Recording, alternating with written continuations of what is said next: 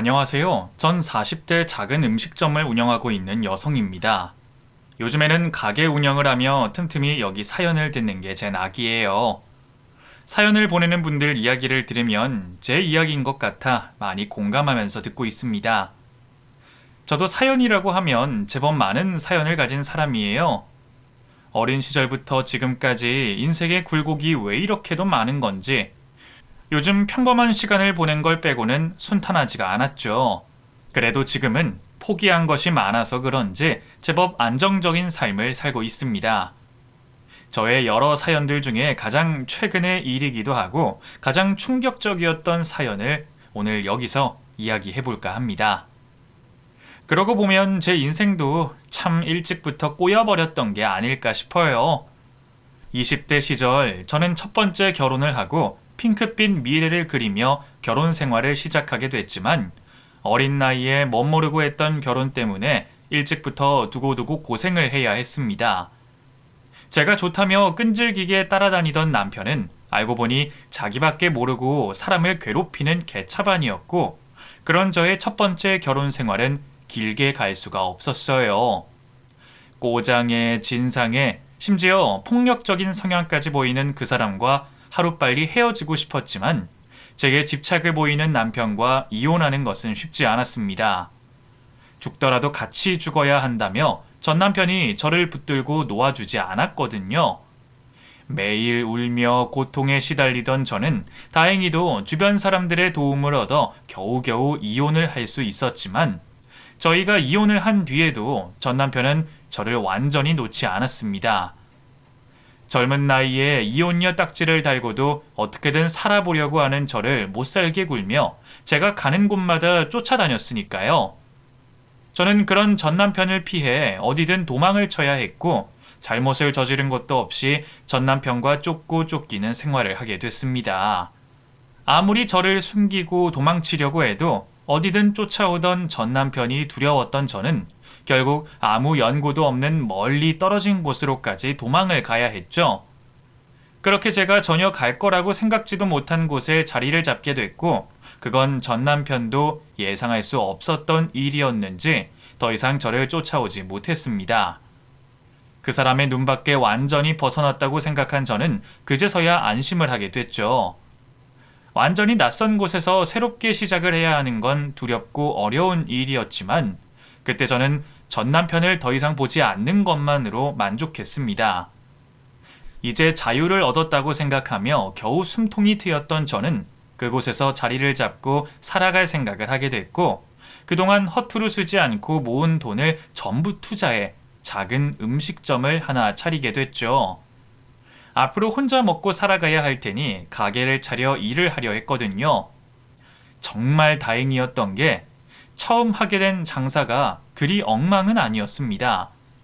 남들한테 자랑을 할 만한 큰 돈을 벌었던 건 아니었지만 그냥 비로한 제 한 몸 먹고 살 정도는 벌게 됐거든요.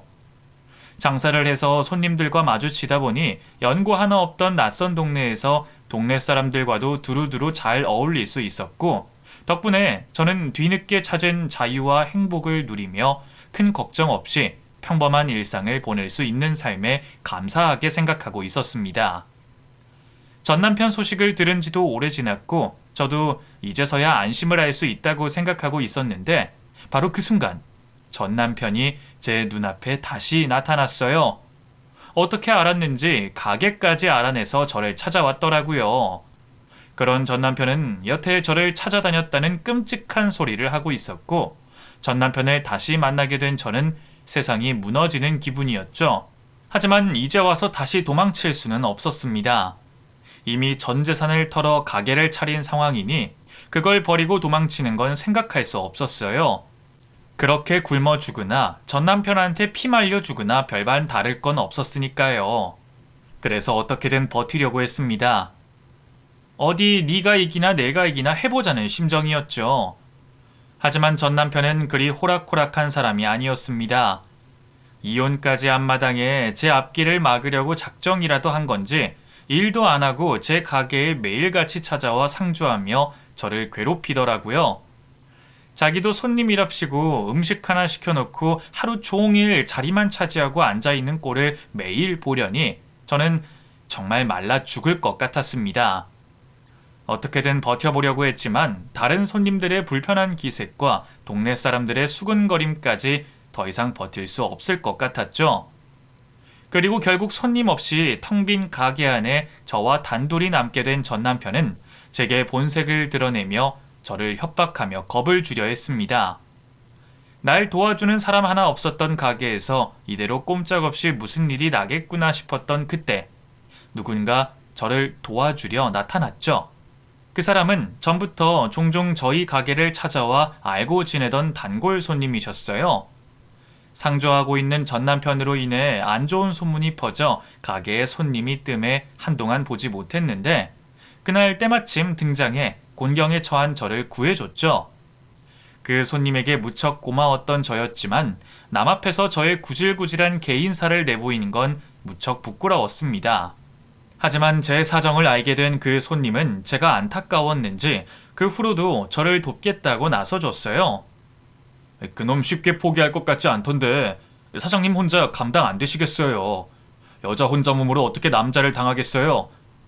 그래도 다행인 게 남자인 저한테 겁먹고 도망간 걸 보니까 앞으로도 제가 도와드리면 괜찮을 것 같아요.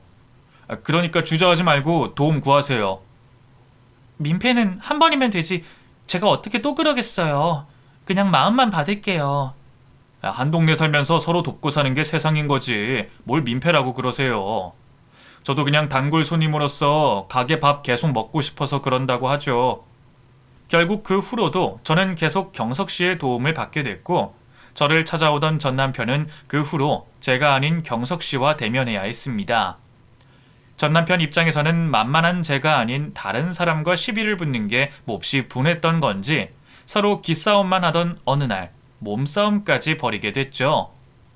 결국 경찰까지 오게 되어 일이 커졌구나 싶어 아찔했는데 그 동네에서 마당발이었던 경석 씨가 친분이 있던 경찰들의 도움을 받아 전 남편을 완전히 쫓아내줬습니다. 공권력을 사용해서라도 다시는 그 동네에 발을 못 붙이게 말이죠. 영영 전 남편을 벗어나지 못할 거라 생각했던 일이었는데 경석 씨 도움으로 일을 해결하게 되니 경석 씨에게 너무 고마울 수밖에 없었어요. 제 인생을 구제한 것과 다름없는 일에 어떻게라도 고마움을 표현하고 싶었던 저는 그 후로 제 단골 손님이었던 경석 씨를 부쩍 챙길 수밖에 없었습니다. 올 때마다 반가운 마음이 절로 들었던 덕분인지 저는 경석 씨와 더 가까워질 수 있었고 경석 씨도 저한테 관심이 있었던 건지 그렇게 저희는 자연스럽게 연애를 시작하게 됐습니다. 하지만 저희의 만남은 시작부터 쉽지 않았어요.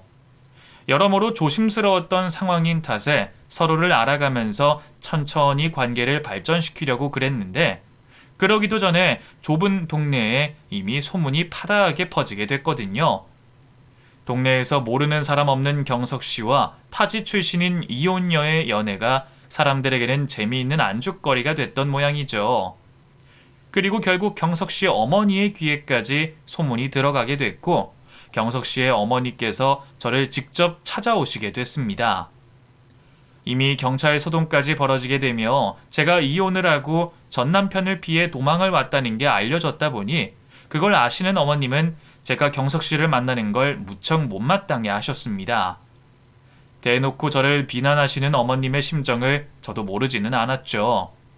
죄인이 된 심정으로 이 만남을 계속 유지해도 될까 싶었던 저와 달리 경석 씨는 어떻게든 자기 어머니를 설득해서 저와 인연을 이어가고 싶어 했습니다. 하지만 제 입장에서는 그게 그렇게 쉬운 일이 아니었어요. 마음이 끌리는 건 어쩔 수 없다 싶어 만남을 시작해 보려고 했던 거지만 동네 사람들이 수근거리는 마당에 어머니까지 반대하시는 만남을 이어가는 건 경석 씨에게 안 좋은 일이다 싶었어요. 인생을 망치는 건 나 하나면 족하다는 생각에 저는 결국 경석 씨와 헤어질 결심까지 하게 됐죠. 경석 씨, 아무래도 안 되겠어요. 우리는 그냥 여기까지 하는 게 좋을 것 같아요. 나랑 만남을 더 이어가다가는 경석 씨까지 안 좋은 이야기가 들릴 거예요. 어머님이 반대하시는 만남 이어가서 서로 좋을 게 없잖아요. 그러니까 여기서 그만해요, 우리. 그런 이유로 헤어지자고요? 말도 안 되는 소리 하지 말아요. 내가 미애 씨 사정 모르고 시작한 것도 아니고 그게 헤어지는 이유가 될 것 같아요? 나 그렇게는 못해요. 나 미애 씨 못 만나면 확 죽어버릴 거예요. 진짜 나 죽는 꼴 보고 싶어서 그래요? 헤어지자는 제 말에 전에 없이 과격한 표현을 하는 경석 씨를 보며 저는 깜짝 놀랐지만 그때는 그게 저에 대한 진심을 표현하는 행동이라 생각했습니다. 내가 너무나 소중해서 헤어지고 싶지 않은 마음에 그렇게밖에 할 수 없는 거라 생각했죠. 결국 저는 경석 씨를 안쓰러워하며 만남을 이어나갔고 얼마 뒤 경석 씨는 제게 합가를 제안했습니다. 프로포즈나 다름없는 그 말이 기뻤지만 저는 걱정이 먼저 들었어요. 이미 한 번 실패한 결혼을 다시 또 한다는 게 걱정이었고 여전히 저를 못마땅해 하시는 어머니도 걱정이었죠.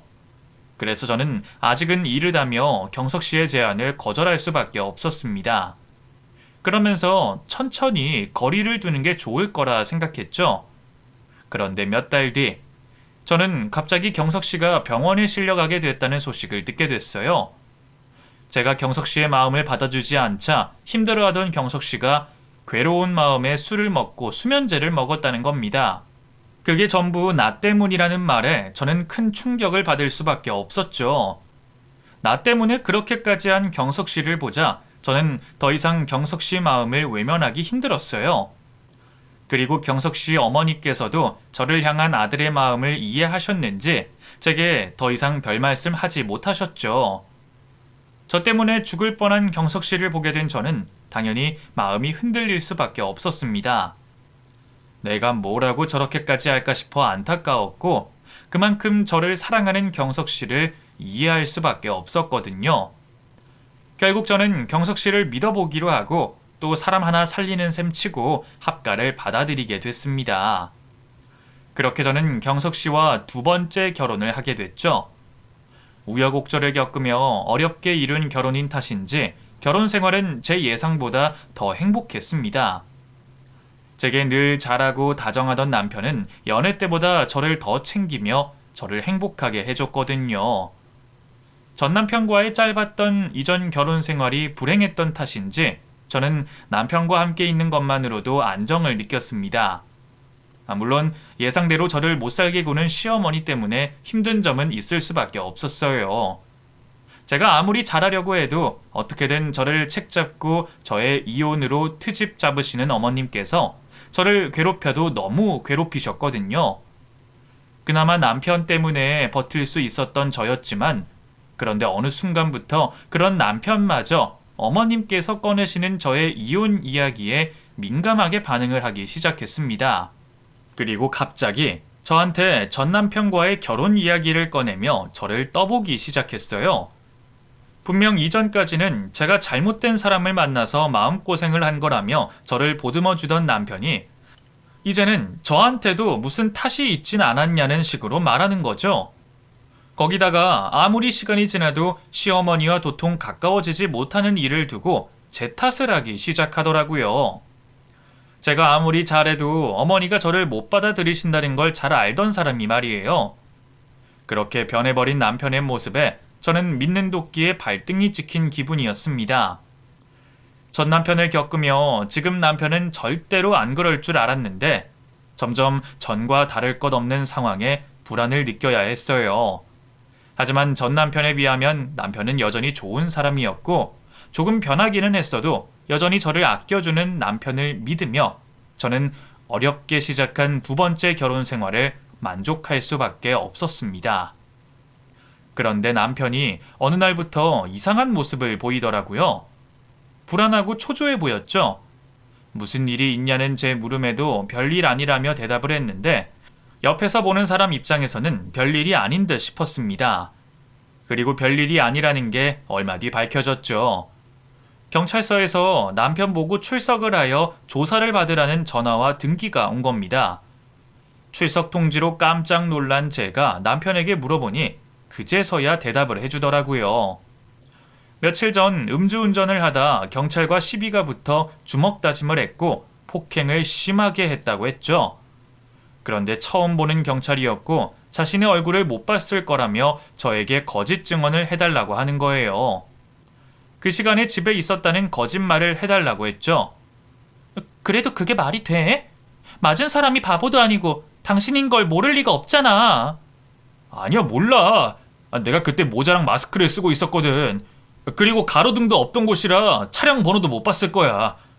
그냥 길 지나칠 수 있었는데 옆에 경찰이 있는지 모르고 부딪히는 바람에 하여튼 날 주시하고 있었던 것도 아니고 차량도 옆면밖에 못 봐서 나라고 확정 지을 수가 없어. 당신이 그 시간에 내가 집에 있었다고 말만 해주면 돼. 그 엄마랑 말 맞췄거든? 그러니까 당신도 내가 하는 말 달달 외워. 내가 그냥 끽해야 벌금 내면 모르겠는데 술에 취해가지고 반 죽여놨더니 이거 잘못하면 징역살이 하게 생겼어. 알아보니까 음주 측정 거부하고 공무집행방해? 뭐 특수폭행 이런 걸로 엄청 세게 형 받을 수도 있더라고. 그러니까 당신도 내 말 따라서 해줘. 뭐라고 말을 해야 할지 대답을 할 수가 없더라고요. 그냥 저까지 조사를 안 하길 바라게 됐죠. 하지만 결국 남편이 저지른 행동에 대해 형사분들의 조사를 받게 됐습니다. 그때까지도 거짓된 증언을 해야 할지 고민을 하고 있어 형사님들이 하는 말에 제대로 대답을 못하고 있었죠. 그런데 형사님들이 제가 증언하지 않아도 별 소용이 없다고 하더라고요. 그렇게 한다고 남편이 저지른 죄가 없어지는 게 아니라며 이미 증거들을 다 확보해 놨다고 했습니다. CCTV 장면을 보여주면서 말이에요. 거짓 증언을 하면 남편에게 위증교사 죄도 추가될 수 있다고 하고 저 역시도 문제가 생길 수 있다고 했습니다. 그 말을 듣게 되니 쉽게 결정이 되더라고요. 저까지 잘못되면 혼자 남게 될 어머님도 걱정이 되니 솔직하게 대답하자고 생각했죠. 그런데 이게 또 문제가 됐습니다. 지금 생각해봐도 아무 문제될 게 없는 일인데 말이죠. 재판을 받던 중 검사 측에서 CCTV와 함께 증거들을 제시하며 제 증언 역시 말했습니다. 정말 짧은 단락이었어요. 그런데 남편과 시어머니 입장에서는 제가 남편을 밀고 한 사람이 된 겁니다. 남편이 결국 징역 3년을 구형받게 되자 두 사람은 저를 죽일 듯 쳐다봤어요. 그런데 제 입장에서는 억울할 수밖에 없었죠. 제 증언이 결정적인 증거가 됐던 게 아닙니다. 남편이 죄를 저지른 것에 대한 결정적인 증거는 폭행당한 경찰의 증언과 함께 CCTV에 찍힌 모습이었어요. 제가 한 증언은 있으나 마나 한 증언이었고 결정적인 증거들을 보조해주는 수많은 내용들 중 하나였을 뿐이었죠. 하지만 두 사람에게 전 배신자로 낙인 찍혀 있었습니다. 남편은 면회온 저를 보고 심하게 화를 냈죠. 당신 내가 그렇게 부탁했는데 배신을 해? 남편이 교도소 가기를 바랬던 거야? 어때? 이제 좀 속이 시원해? 그런 거 아니야. 형사들이 나한테 물어볼 때는 이미 CCTV가 확보됐다고 말을 했었어. 내가 말을 하든 안 하든 상관없는데 거짓말하면 나까지 처벌받는다고 했다고. 나라고 당신 교도소 가게 돼서 마음 편했을 것 같아? 그리고 우리 둘 다 교도소에 들어가면 그게 더 나은 상황인 것 같냐고. 내가 네 마음속을 다녀온 것도 아니고 그걸 어떻게 알겠어? 이렇게 되길 바랬는지 아닌지 알 수가 없지. 중요한 건 당신이 날 배신했다는 거야. 당신이 내가 시키는 대로 해줬더라면 판결이 어떻게 변했을지 누구도 모르는 거지. 무려 3년이야, 3년. 또 앞으로는 어떡하고? 평생 범죄자 꼬리표 따라 붙어 다닐 텐데 당신만 내 말대로 해줬으면 이러지 않았을 거야. 전부 당신 탓이라고. 제 탓이 아니라는 건 저도 알고 있었지만 남편이 옥살이를 하게 되고 제가 남편 말을 따르지 않았다는 것에 대해 왠지 모르게 죄책감이 들었습니다. 마냥 미안하더라고요. 내가 다른 선택을 했어야 했나 싶기도 했고요. 제 마음을 남편에게 표현하고자 매일같이 면회를 가서 남편에게 미안함을 표현했습니다. 그러다 보니 남편도 저를 이해해주고 좀 누그러진 모습을 보였어요. 그리고 자신 대신에 어머님을 잘 보살펴달라는 부탁을 했죠. 뭐 이미 이렇게 된 거 어떻게 하겠어. 당신이 우리 엄마 좀 잘 좀 보살펴줘. 엄마 지병이 많아서 조심해야 하는 거 알지? 당신이 가게 장사하느라 바쁜 건 알겠는데 내가 없으니까 내 몫까지 좀 부탁할게. 당연히 남편 말 없이도 해야 하는 행동이었지만 남편에게 그런 말을 듣게 되니 죄책감을 가지고 있던 저에게는 더한 의무감이 생겼습니다. 그래서 어머님을 정말 정성껏 모시게 됐죠. 그런데 제 마음만 가지고 할 수 있었던 시댁살이가 아니었어요. 어머님께서는 이미 저에게 등을 돌리신 뒤였으니 말이죠. 지아비 교도소 보낸 년이 이 밥에는 뭘 탔을 줄 알고 내가 먹겠어? 먹더라도 불안해서 소화가 되겠냐? 망할 년, 네 남편 차디찬 교도소에 지낸다는데 마음이 편하니? 너만 아니었어도 우리 경석이 지금쯤 내 집에서 함께 있었을 거다. 근데 네 년 때문에 우리 경석이가 교도소에 있는 거야. 너 혹시 특기가 네 서방들 차례대로 어디 보내는 거냐? 그래서 우리 경석이도 교도소로 집어넣은 거고. 이혼한 연주제 감히 우리 아들을. 남편이 교도소에 가 있는 동안 단 하루도 시어머니께 욕을 안 들어본 적이 없었습니다. 시집살이는 이전보다 더 심해졌죠. 음식점 일을 하며 어머님 시집살이까지 살아야 했고 교도소에 있는 남편 옥살이까지 동시에 해야 했습니다.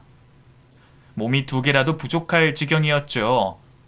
그래도 불평 한 번 하지 않고 버텼어요. 어머님께서 시키시는 말도 안 되는 시집살이도 다 했고요. 남편에게 미안해서 또 앞으로의 미래를 보고 버텼던 거죠. 처음 남편이 재판 결과로 3년을 구형받았을 때만 해도 정말 긴 시간이라고 느껴졌는데 옥살이와 시집살이에 치여 지내오다 보니 어느새 남편의 출소일이 다 되어 있었습니다. 그날을 남편과 시어머니 모두 기다렸겠지만 저 역시도 그 누구보다 기다리던 날이었죠. 남편이 돌아온다고 해도 시어머니께서 저에게 대하는 태도가 바로 변하시지는 않겠지만 그래도 조금씩 남편의 도움으로 좋아질 거라고 생각을 하고 있었어요. 그런데 희망찬 앞날을 예상하던 저의 상상과 달리 상황은 정반대로 변해가고 있었습니다. 최악의 상황이었죠. 출소하는 남편을 마중 나가려 잠도 자지 않고 준비를 하고 있던 중이었습니다. 어머님께서 저를 부르시더라고요. 너 좀 이리 와봐라. 내가 할 말이 있으니. 네, 무슨 일이세요, 어머님? 오늘 우리 경석이 출소하는 날인 건 알고 있지? 그럼요. 안 그래도 조금 있다가 출발하려고 준비하고 있었어요. 앞에 가서 기다리고 있으려고요. 그럴 필요 없다. 다른 짐 싸지 말고 그냥 이 집에서 네 짐이나 싸면 된다. 네? 그게 무슨 말씀이세요? 제 짐을 싸다뇨.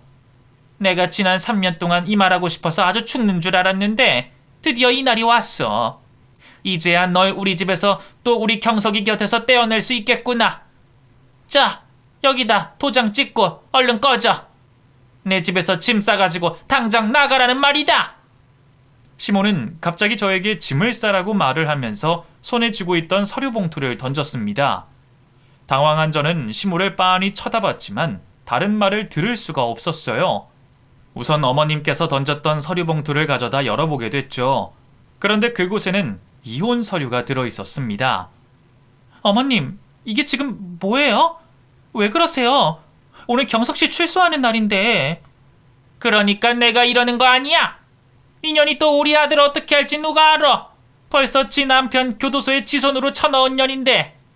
경석이 앞길 막으려고 하지 말고 순순히 도장 찍고 떠나라.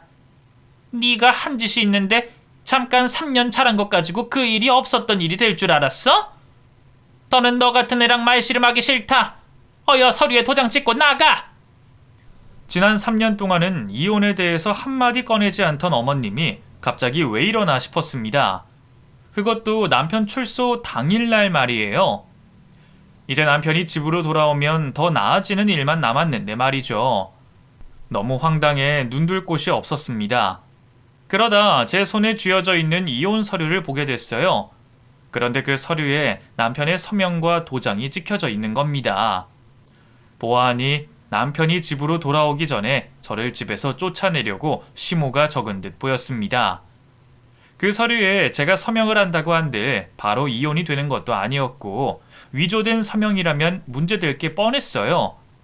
또 남편이 이 사실을 알게 된다면 가만히 있지 않을 거라고 생각됐죠. 어머님, 곧 경석씨 나와요. 제가 이번 일 경석씨한테 말하면 어머님만 난처해지세요. 그 사람이 이 이야기를 듣고 가만히 있을 것 같아요? 그리고 이렇게 함부로 위조해서 적으시면 처벌받으신다고요. 제가 미운 건 알겠는데 제발 이렇게까지는 하지 마세요. 제가 지난 3년 동안 잘 모시고 살았잖아요. 그리고 저 때문에 경석 씨가 교도소에 들어간 게 아니라니까요. 형사들이 저한테 먼저 증거들 이미 다 확보해 놓은 상태라고 했어요. 제가 괜히 도와준다고 해도 소용없을 거라고 말했고 되려 처벌받을 거라고 했단 말이에요. 제가 몇 번이나 이 말을 더 해야 되는 거예요?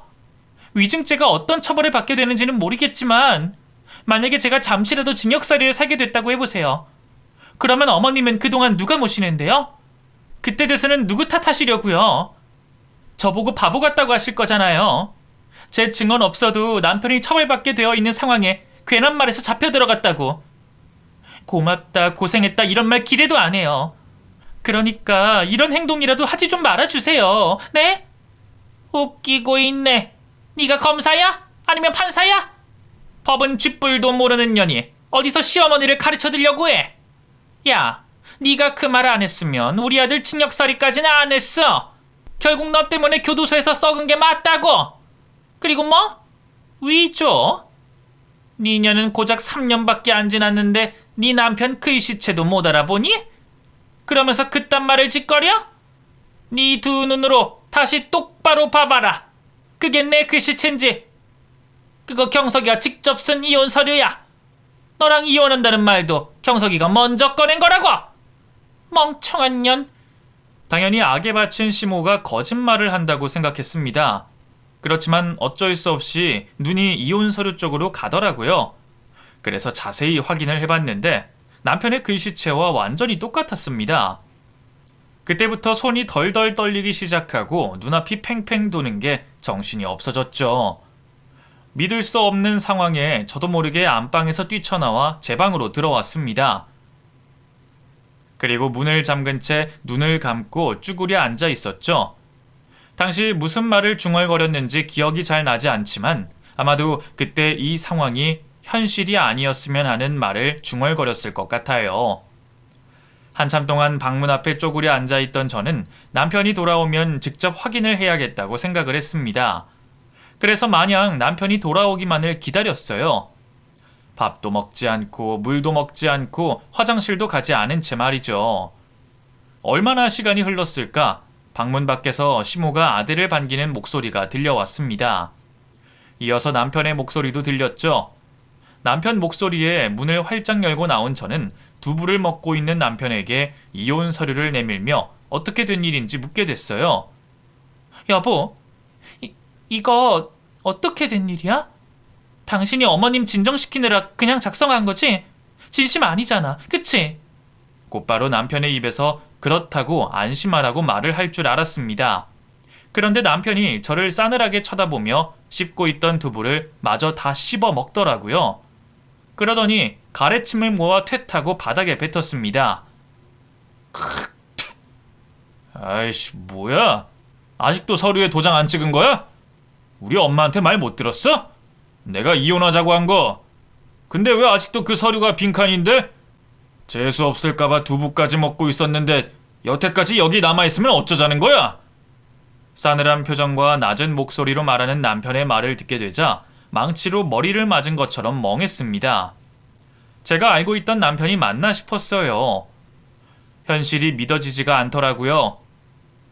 여보, 당신 왜 그래? 내가 면회 갔을 때만 해도 이러지 않았잖아. 혹시 어머님이 당신한테 무슨 말을 한 거야?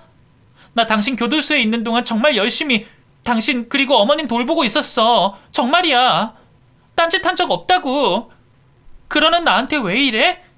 그때 남편이 제 이야기가 끝나자마자 욕을 하며 저를 밀쳤습니다. 야, 교도소에 교자도 꺼내지 마. 재수없게. 니년 때문에 내가 3년이나 썩은 거 아니야. 니년 때문에. 너 밖에서 3년이 거기 3년과 같은 줄 알아? 넌 자유롭게 보고 싶은 거 보고 하고 싶은 거 하니까 그 3년이 편하게만 흘러갔지? 난 하루하루가 얼마나 지옥이었는지 알아? 그때 네 년이 내가 집에 있었다고 말만 해줬으면 그 지옥 같은 생활은 안 보냈어. 나도 내 인생 살 수 있었다고. 나 네가 형사들한테 사실대로 말했다는 거 알게 된 순간 정남이가 딱 떨어지더라. 그 순간 바로 이혼하고 싶은 생각이 막 드는 거야. 내가 지한테 어떻게 해줬는데? 별 볼 일 없는 이혼한 년 도움 주고 걷어줬더니 감히 날 배신해? 야, 너 솔직히 나한테 그렇게 해도 된다고 생각하냐? 내가 없었어 봐. 네가 지금 무슨 꼴이 되어 있었을지. 내가 니년한테 배신당하니까 네 전남편 마음이 이해가 되더라. 너 네 전남편도 이런 식으로 배신했지? 너 남자들한테 꼬리 살랑살랑 흔들면서 빌붙어 있다가 배신 때리는 년 맞지? 나 이제 너 같은 년한테 절대 안 당해. 그러니까 좋은 말로 할 때 이혼 서류에 도장 찍어라. 알겠어? 한 번 남자 복이 없는 여자는 두 번이고 세 번이고 없나 봅니다. 좋은 사람이라고 생각했던 남편이 저렇게 저를 값싼 여자 취급할지는 정말 꿈에도 생각 못했어요. 그것도 말도 안 되는 내용들을 가지고 말이죠. 판사님을 부를 수만 있다면 당장 이곳으로 데려와 제 증언이 판결에 얼마나 많은 영향을 끼치게 됐는지 확인을 하고 싶었습니다. 또 그 당시 수사를 하신 형사님들을 데려와서 제 증언이 먼저였는지 아니면 CCTV 확보가 먼저였는지 물어보고 싶었어요.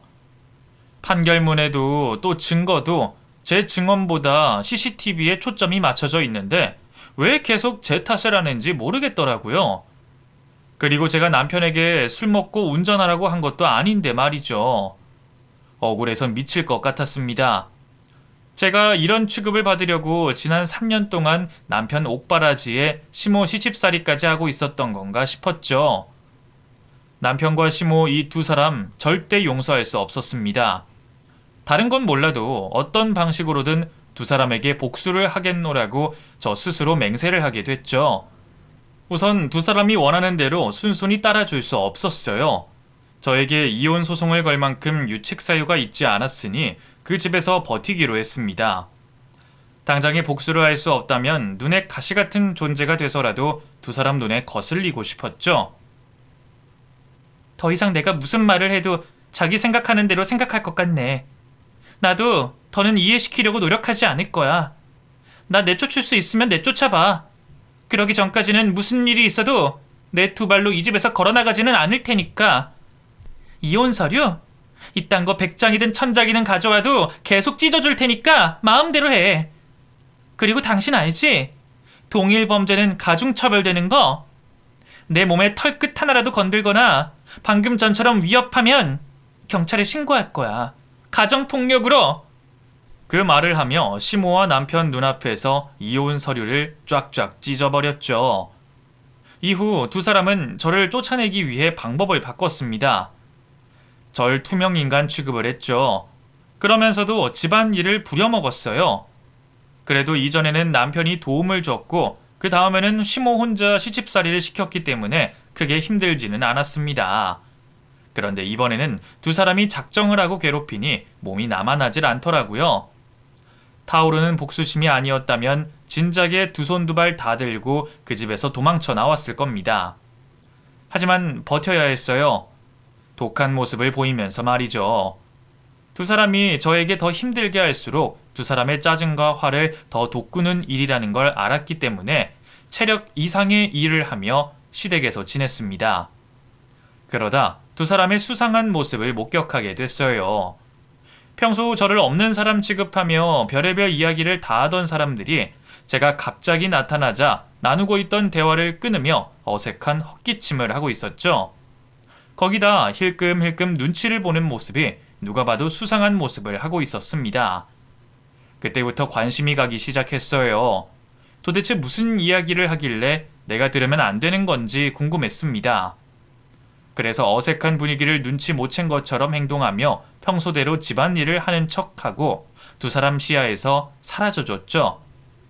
제가 사라진 걸 확인한 두 사람은 끊어졌던 수상한 이야기를 다시금 시작했습니다. 아무리 생각해봐도 귀신이 코칼 노릇이라니까. 그게 분명히 있었는데 없어졌어. 엄마 착각하는 거 아니야? 그 블랙박스랑 SD카드 처리할 때 같이 처리한 거 아니냐고. 아니라니까. 엄마가 그런 것도 기억 못할까봐? 애초에 크기도 다른데 분명히 내가 방에 뒀었는데. 그럼 뭐야? 뭐 미애가 가져가기라도 했다는 거야? 걔가 그걸 왜 가져가? 뭘 알고 있다고? 쟤는 아니여. 제가 알고 있어봐라. 지금 저렇게 당하고만 있겠니? 벌써 가지고 경찰서 가지고 갔겠지. 근데 내가 너 오기 전에도 싹 다 찾아봤는데 없더라고. 내가 모르고 버렸나?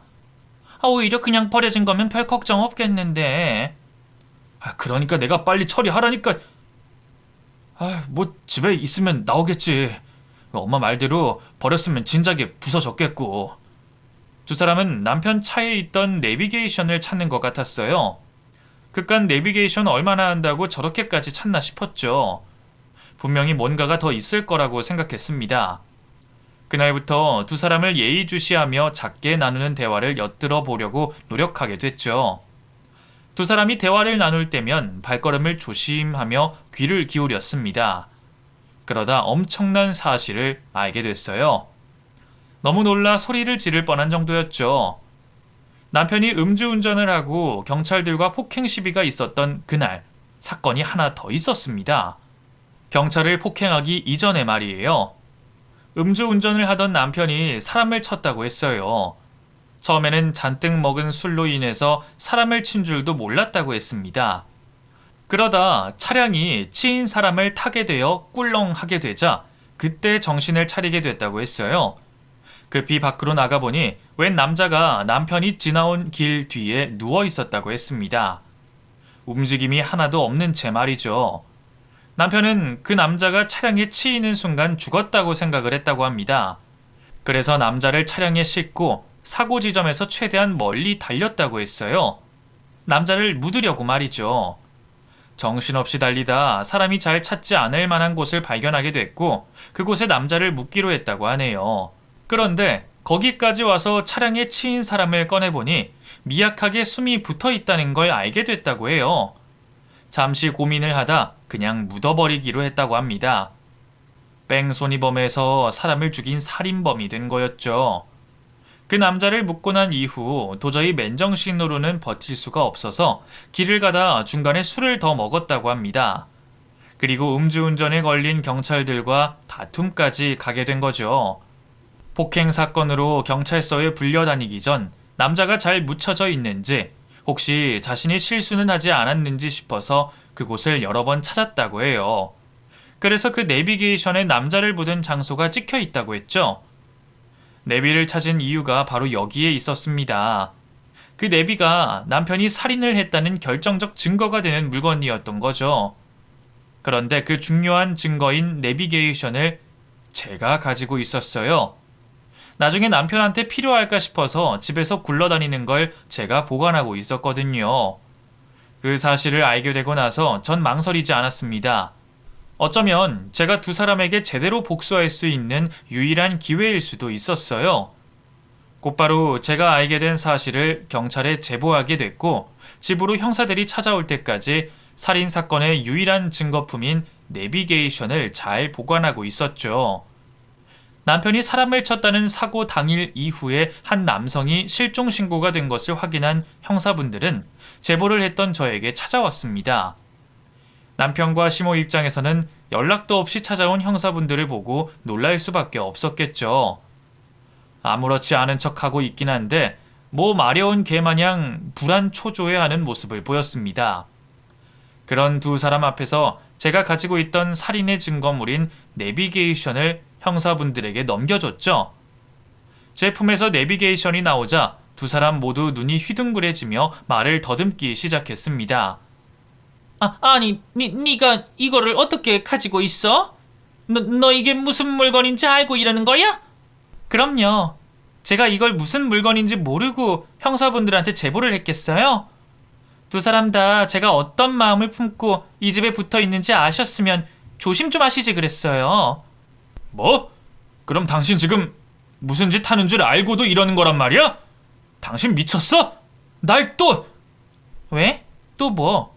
뒤에 이어서 말해보지 그래? 형사님들 앞이라 그런 말을 할 수가 없는 건가? 잘못 말했다가는 바로 이 자리에서 자백하는 꼴이 돼서? 당신들이 그랬잖아. 나보고 지아비 교도소 보내는 년이라고. 당신들 말대로 하면 한 번 보냈는데 두 번, 세 번이고 못 보낼 것 같아? 죄 지은 게 있으면 바로바로 보내야지. 두 사람은 형사분들이 앞에 있어서 그런지 더 이상의 말은 못하고 부들부들 떨며 분노에 찬 모습을 보였습니다. 그리고 형사분들이 집을 떠나니 그제서야 아까 전에 못다한 말을 뱉기 시작하더라고요. 이 미친년, 감히 우리 아들을 또 깜빵에 보내려고 해? 니년이 미쳐도 단단히 미쳤구나. 네가 한 짓이 지금 무슨 짓인지 알고 이러는 거야? 엄마, 지금 이럴 시간 없어. 우선 그쪽 가야 돼. 경찰대보다 빨리 가서 무슨 손을 써야지. 그래, 가봐. 나 당신들 이 집에서 나가는 순간 곧바로 전화할 거야. 육이 은닉한 시체에 또다시 은닉하러 나간 것 같다고. 어쩌면 그럴 필요가 없을 수도 있겠다. 형사들이 바보도 아니고 거기를 그냥 두고 있겠어? 벌써 땅을 파고 있거나 아니면 지키고 있는 사람이 있겠지. 당신 정말 이럴 거야? 당신 요 몇 달간 당한 일 때문에 그런 것 같은데 그건 당신이 잘못해서 당한 거야. 그 일 가지고 복수하듯이 이렇게 하면 안 된다고. 당신이 어떻게든 해결해놔. 무슨 수를 써서라도 해결하라고. 내가 너보고 술 마시고 운전하라고 했니? 왜 엄한 사람 가지고 죄인 만들려고 이래? 이번에 조사받게 되면 한번 물어봐. 범죄 현장이 찍힌 CCTV 같은 증거가 중요한지 아니면 사람 증언이 더 중요한지. 이번에는 CCTV가 아니구나. 당신 내비게이션이지? 사람 밑도 끝도 없이 죄인 만들어서 지금까지 시집살이로 옥살이로 부려먹었으면 된 거지. 사람을 헌신짝처럼 갖다 버려? 설령 내가 당신 배신을 했다고 해도 3년 동안 그 짓거리하고 있었으면 된 거 아니야? 당신이 저지른 죄 내가 밝혔다고 해도 당신이 죄를 안 저지른 건 아니잖아. 이렇게 되니까 당신이 한 말이 떠오른다. 당신이 그랬지? 내가 당신 말대로 거짓말했더라면 상황이 어떻게 변했을지 모른다고. 나도 한번 이야기해볼게. 당신이랑 당신 엄마가 출소한 날 이후 나에게 잘해줬더라면 오늘 이 상황 어떻게 변했을지 몰라. 어때? 이제 후회가 좀 돼? 그리고 당신 이제부터 알아보면 되겠지만 이번에는 겨우 3년 정도로 안 끝날 거야. 아주 오래 있을 거라고. 어머님, 그렇게 아끼시는 아들 이번에 교도소에서 평생 썩을 것 같아요. 농담이 아니라 진담이에요. 앞으로 건강관리 잘하셔야겠어요. 앞으로는 집안일 대신해줄 사람도 대신 돈 벌어다 줄 사람도 또 옥바라지 할 사람도 없을 테니까 그렇게 귀한 아들 교도소에서 평생 썩어가는 모습 두 눈으로 잘 봐두세요. 제 말을 듣고 평소 고혈압을 앓고 있던 시모는 그 자리에서 쓰러졌어요. 남편은 쓰러진 시모를 보살피기 바빴고 저는 그 틈을 타 그 집에서 나오게 됐죠. 이후 다른 지역에 잠시 몸을 숨기고 형사들에게 수사 진행이 되는 과정을 확인하고 참고인 조사도 받으며 시간을 보냈습니다. 이후 제가 형사분들에게 건넨 내비게이션으로 인해 남편이 은닉했던 시신을 발견할 수 있었고 얼마 뒤 남편은 도주의 가능성이 인정된다며 구속수사를 받게 됐죠. 남편은 구속수사를 받기 전 남아있는 증거물을 모두 없애기 위해 당시 사고 차량을 폐차시키려고 했지만 다행히 경찰분들이 먼저 움직이셔서 폐차 직전에 확보를 하게 됐다고 들었습니다. 그리고 차량 내부의 DNA 검사 결과 시신으로 발견된 남성분의 DNA가 검출됐다고 했죠. 결국 남편은 도로교통법 위반, 살인 및 시체 유기로 처벌을 받게 됐습니다. 그런데 남편이 교도소에 수감이 된 이후 저에게 연락이 왔어요. 제발 교도소로 면회를 와달라고 하더라고요. 무시할 수도 있었지만 제 두 눈으로 보고 싶었습니다. 또 비웃고 싶었죠. 범죄자로서 앞으로 남은 인생의 거의 전부를 그 안에 있어야 할 텐데 그런 자신과 자유의 몸인 저의 차이를 느끼게 해주고 싶었어요. 그래서 남편이 부탁한 것처럼 교도소로 찾아가게 됐죠. 그렇게 찾아간 교도소에서 남편은 아주 우스운 이야기를 하더라고요. 여보, 이렇게 찾아와줘서 고마워. 당신이라면 찾아와 줄 거라는 거 알고 있었어. 당신 이렇게 좋은 사람인데 내가 잠시였지만 너무 몹쓸 짓을 했지. 미안해. 그땐 나도 내가 왜 그랬었는지 이해가 안 가. 아무래도 죄책감 때문에 불안해서 더 그렇게 행동한 것 같아. 내가 많이 미안해. 과거 일 사과하고자 불렀을 건 아닌 것 같고. 그래서 날 부른 진짜 목적이 뭔데? 그게 솔직히 말할게. 나도 그리고 우리 엄마도 당신한테 용서받을 수 없는 짓 했다는 거 잘 알아. 그런데 미애야, 우리 엄마 돌봐줄 사람이 필요해. 그냥 그렇게 쓰러지시고 많이 불편하셔. 우리 두 사람이 당신한테 잘못한 건 알지만 그간 우리가 지내면서 쌓아온 정이 있잖아. 많이 밉겠지만 그때 그 정을 생각해서라도 우리 엄마 옆에서 돌봐주면 안 될까? 내가 그렇게만 해준다면 엄마한테 말해서 남은 재산 너한테 다 상속해달라고 설득할게. 아니, 그 외에도 너가 들어달라는 부탁 다 들어줄 거야. 죄는 미워해도 사람은 미워하지 말라고 하잖아. 엄마 몸도 성하지 않아서 이전처럼 널 괴롭히지 못할 거야. 그리고 우리의 이해관계 다 떠나서 엄마가 너무 불쌍하잖아. 하나 있는 아들은 교도소에서 평생을 썩어야 하고 고혈압으로 쓰러지신 우리 엄마는 평생 장애를 가지고 있는데 보살펴줄 사람 하나 없고. 너 착하고 좋은 사람이잖아. 우리 엄마 좀 도와줘. 너 정말 나를 바보 등신으로 생각하는구나. 아니면 너 사고 자체가 이상하거나. 내가 그런 일을 겪었는데 네 엄마를 보살피라고? 내가 미쳤니? 안 그래도 네 엄마 쓰러지고 반병신 됐다고 하길래 얼마나 쾌재를 부르고 있었는데. 이런 게 다 자업자득 아니겠니? 그러게 왜 사람을 못 살게 굴어? 왜 사람 말을 안 믿냐고? 나 너네 엄마 하나도 안 불쌍해. 오히려 아주 고소해. 나도 시간적으로 경제적으로 여유만 있으면 네 엄마 옆에서 빌빌거리는 거 보고 싶다. 자기 몸 하나 못 가누는 사람 보면서 약 올리는 게 얼마나 재밌겠니? 근데 나도 먹고 살려면 일을 해야지. 그리고 재산 상속 이딴 말 하는데 내 상황 걱정하는 척 하지 말고 네 걱정이나 해. 너 이제 곧 나랑 이혼 소송 들어갈 거니까. 오늘 온 것도 겸사겸사 찾아온 거야.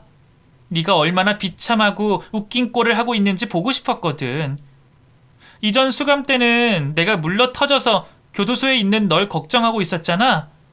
근데 지금은 마음껏 즐길 수 있을 것 같아. 앞으로 이혼 소송하면서 볼 수 있을까 모르겠네.